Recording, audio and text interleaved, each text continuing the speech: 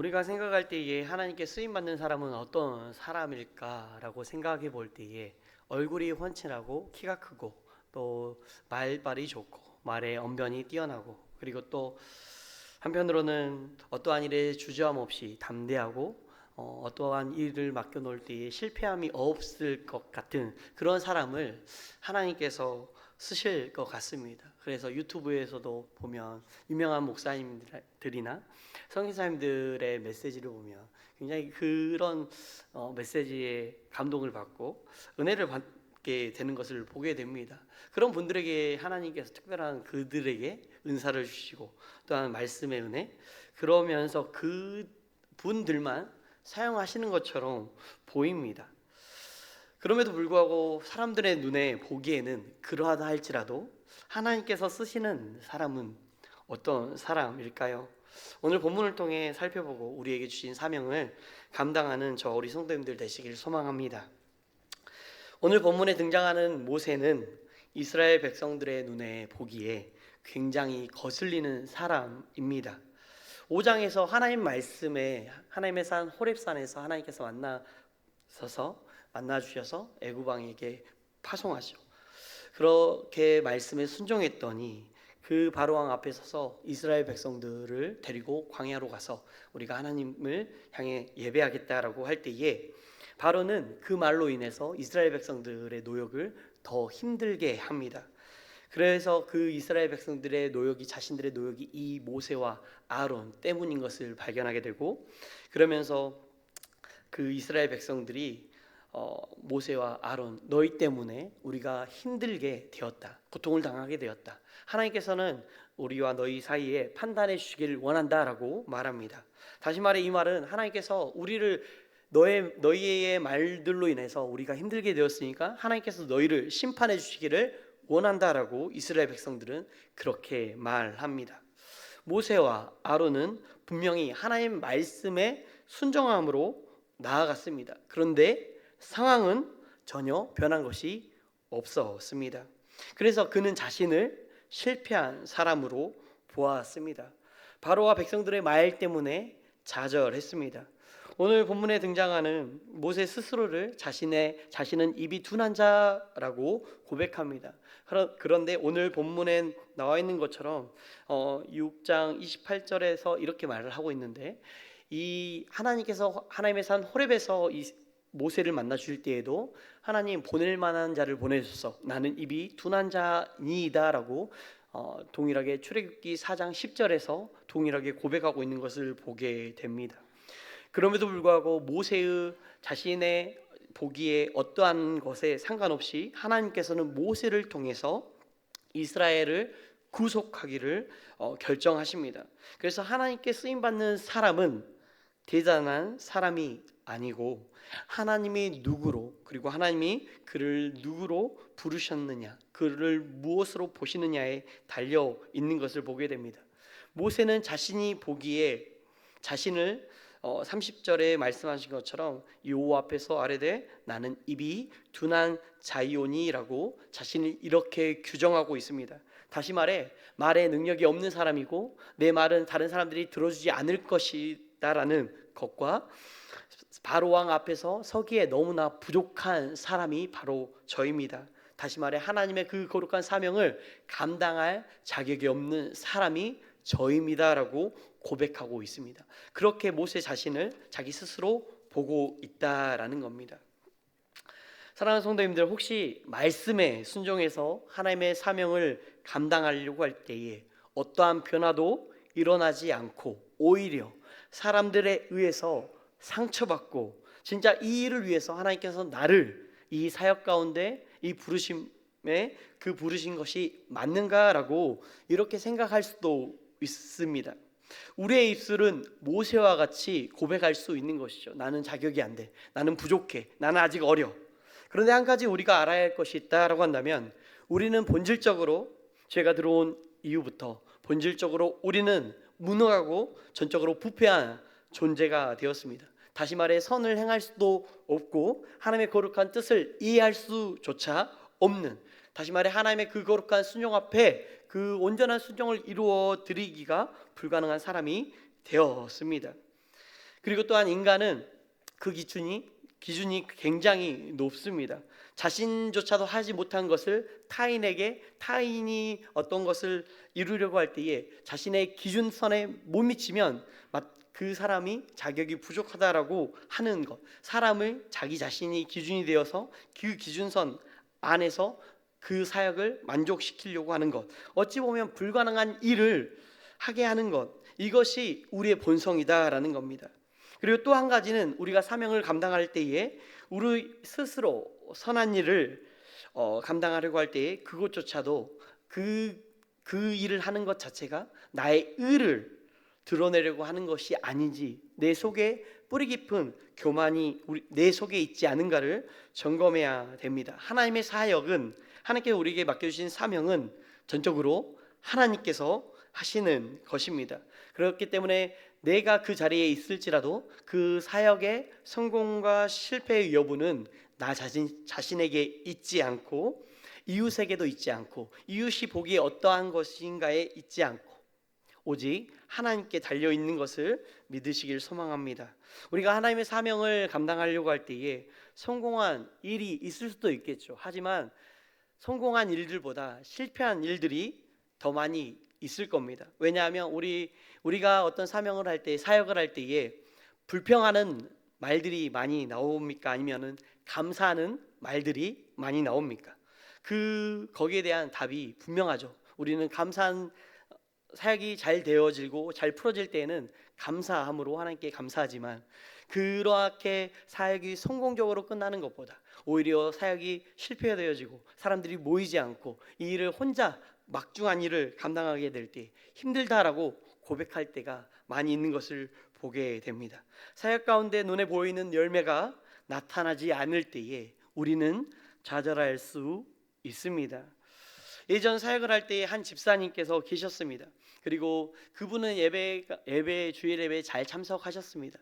그리고 마침내 그 집사님과 딱 한 번 교제할 시간이 되어서 잠깐 한 15분 정도 교제할 시간이 있었습니다. 아주 잠깐의 만남이었습니다.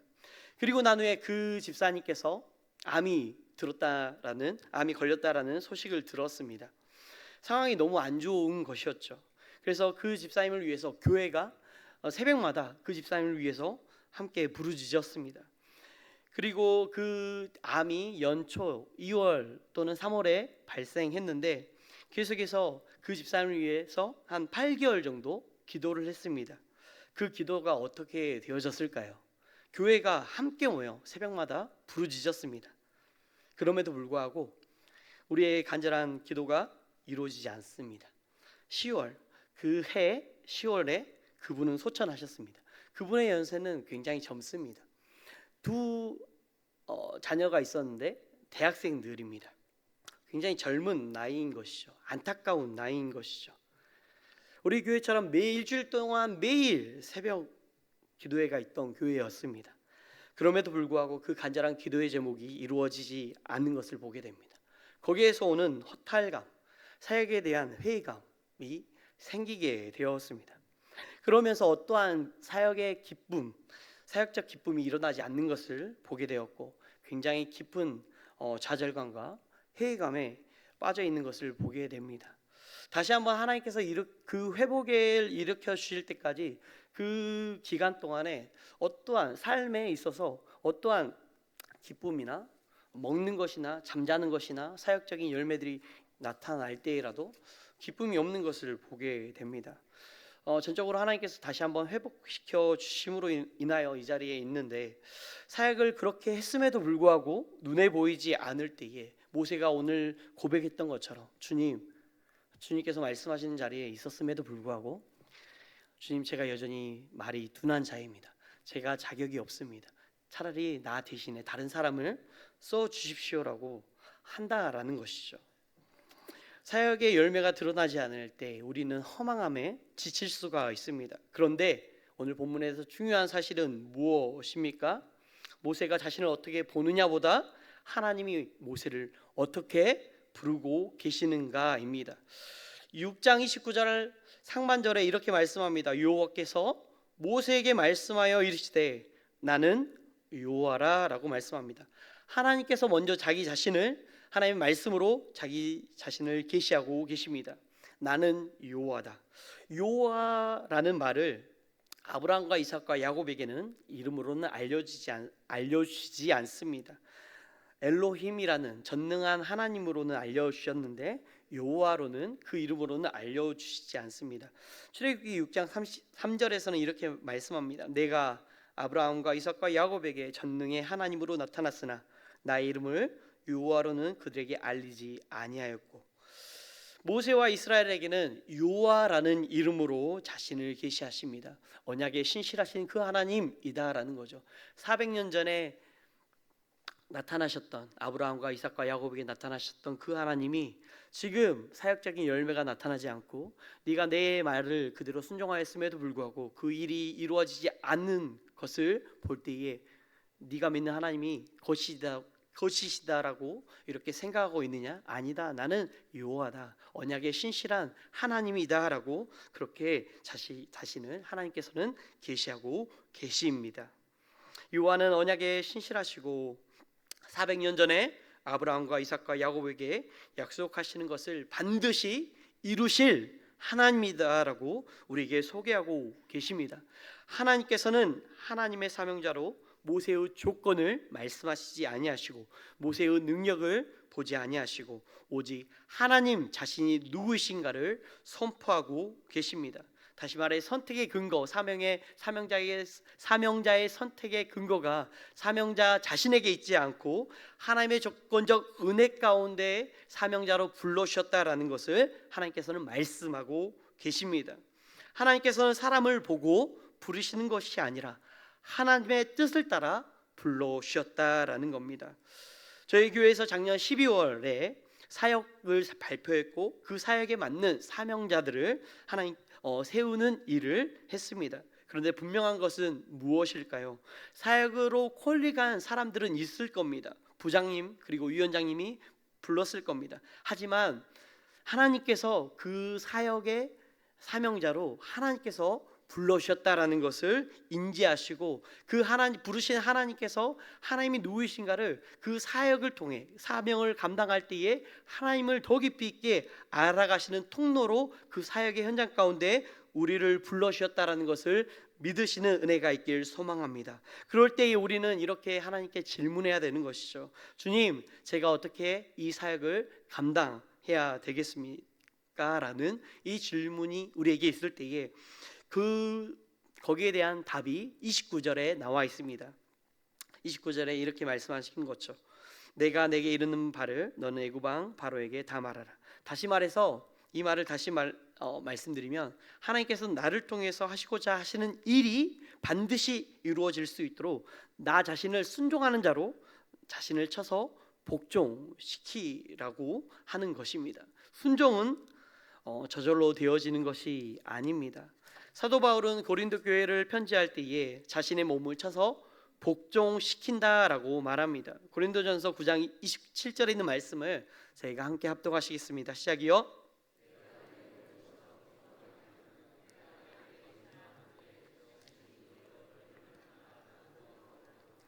여기에서 사도 바울이 자신의 몸을 친다는 것은 누가복음에서는 괴롭게 하다라는 단어로 사용되어졌습니다. 오늘 본문에서는 몸을 치다라는, 자신의 몸을 친다라는 것은 다시 또 다른 의미로는 혹독하게 훈련시키다라는 의미가 있습니다. 다시 말해 자기 사도 바울이 자기의 자신을 몸을 친다라는 것은 자기의 몸을 혹독하게 훈련시켜서 복음을 전하는 그 자로 그 삶으로 나아가게 하겠다라고 이렇게 고백하는 것이죠. 9장 23절에서 고린도전서 9장 23절에서는 이렇게 말씀합니다. 내가 복음을 위하여 모든 것을 행함은 복음에 참여하고자 함이라. 사도 바울의 자신의 삶이 복음을 전파하는 삶이었다면 끝까지 자신의 삶이 그러한 복음적인 삶을 살아갈 수 있도록 끝까지 완주할 수 있도록 자기의 몸을 쳐서 복종시킨다라고 우리에게 말씀합니다. 어떠한 일이 있어도 주님이 부르신 그 부르심의 자리에서 오직 주님만 바라보시고 주님이 나타내신 것을 하나님 되심을 경험하는 저 우리 성도님들 되시길 소망합니다. 훈련은 그냥 되어지는 것이 아니죠. 잠언서에서는 이렇게 말씀합니다. 잠언서 27장 17절에서는 이렇게 말씀합니다. 철이 철을 날카롭게 하는 것 같이 사람이 그의 친구의 얼굴을 빛나게 하느니라. 하나님께서 사람을 붙여주심으로 인하여 나의 모난 부분을 깎으시고 다듬어 가십니다.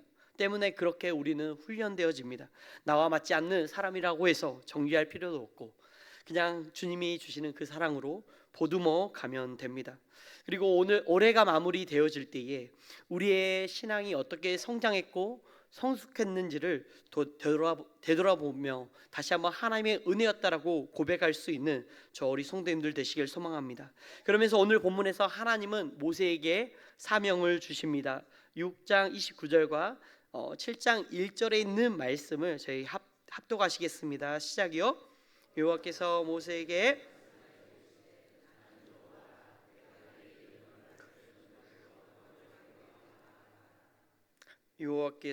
모세에게 내가 너를 바로에게 신같이 되게 하였은즉 내 형 아론은 내 대언자가 되리니.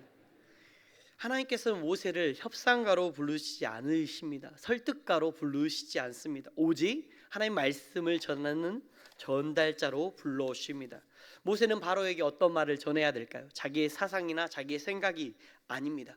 오직 하나님께 들은 그 말씀을 그대로 전해야 하는 그 사명이 모세에게 있습니다. 다시 말해 하나님께 쓰임 받는 사람은 새로운 말을 전하는 사람이 아니라 맡겨진 그 사명에 따라서 충성되이 봉사하는 사람입니다.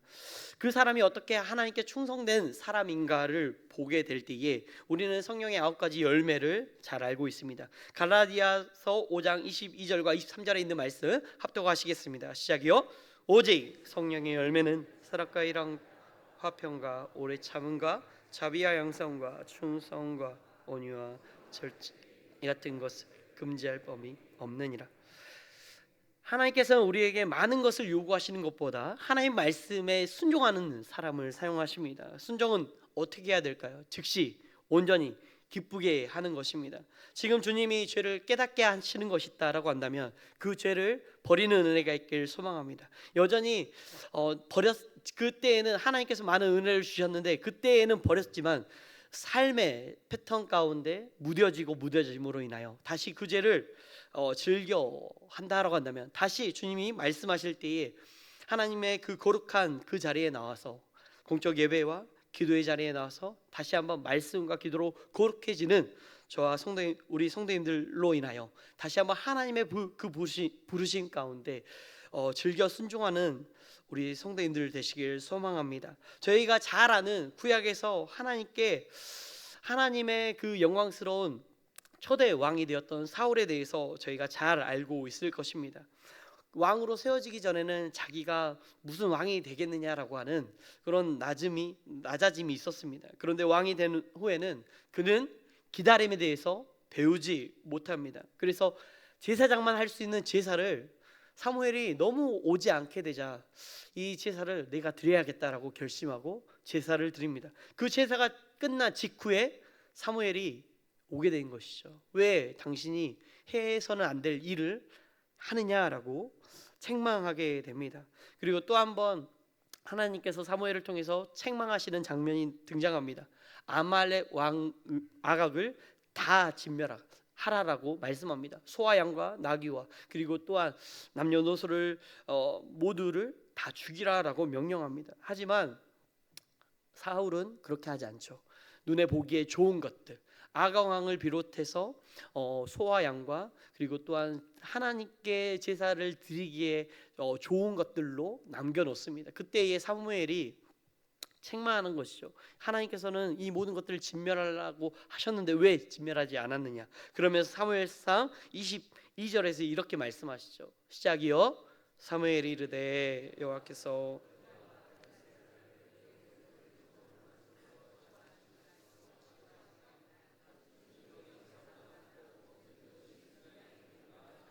아멘. 우리는 많은 예배가 있습니다. 기도회가 있습니다. 하지만 정말 중요한 것은 하나님 말씀에 즉각적으로 순종한다라는 겁니다.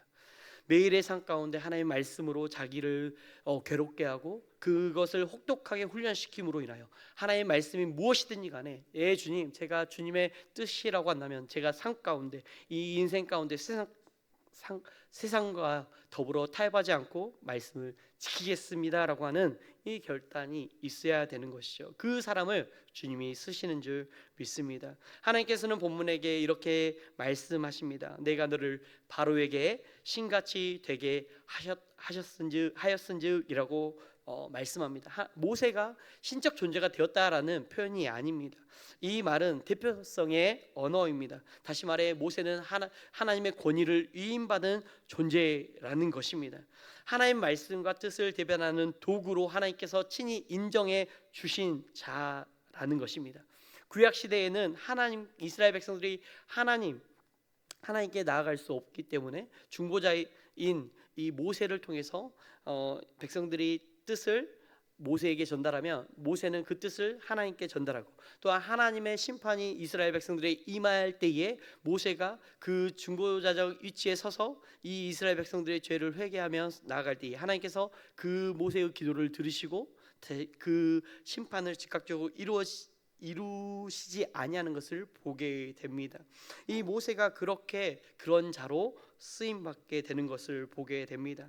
그런데 그 사명을 감당하기 전에 오늘 본문에서는 모세는 스스로 입이 둔한 자로 자신을 보았습니다.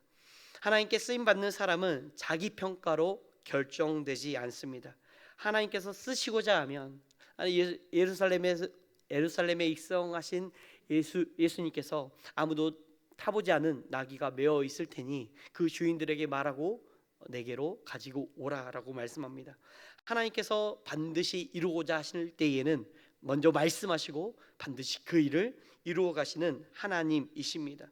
그렇다면 모세를 하나님의 대변자로, 하나님의 사역자로 부르셨을 때에 그가 해야 할 사명은 바로 이것인 것이죠. 7장 22절 말씀입니다. 저희 함께 합독하시겠습니다. 2절입니다.